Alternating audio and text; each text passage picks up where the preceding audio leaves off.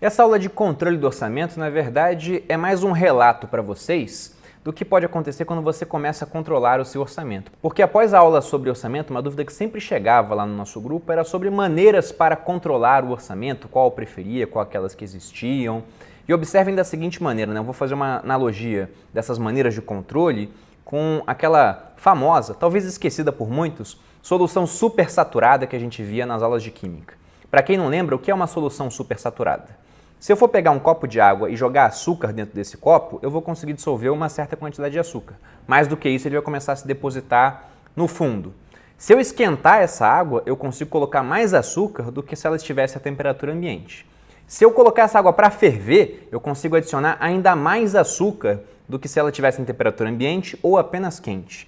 Mas aí vem um detalhe interessante. Se após acrescentar bastante açúcar, de modo que ainda ficasse todo dissolvido, eu conseguir esfriar essa água de maneira lenta, o açúcar não vai se depositar no fundo. Ele fica presente naquela solução entre as moléculas de água. Mas, se eu pegar um único cristal de açúcar novo e jogar naquela mistura, o que acontece é que todo o açúcar que estava lá presente, mas anda de uma maneira meio que invisível, se deposita de uma vez só no fundo, porque um cristal fez toda a diferença. Na minha opinião, esse cristal que pode fazer toda a diferença na sua vida também, depois que você já aprendeu sobre o que é o orçamento, é a questão de organizar esse orçamento.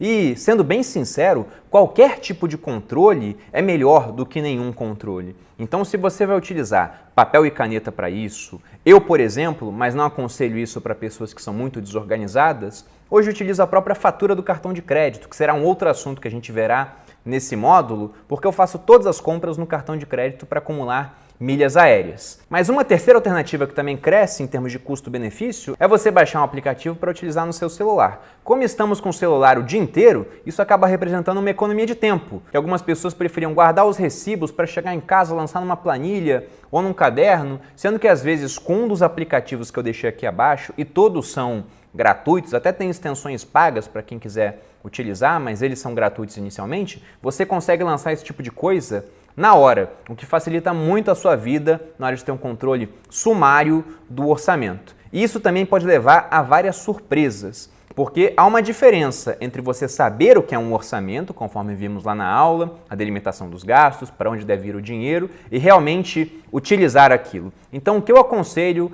para vocês? Tente fazer isso por pelo menos um mês, veja se você se adapta, ou se vai preferir papel e caneta, fatura, porque, novamente, qualquer tipo de controle é melhor do que nenhum controle. E talvez um cristal de controle seja aquilo que falta para fazer a sua vida, que pode estar parecendo um caos, se ajeitar toda de uma vez.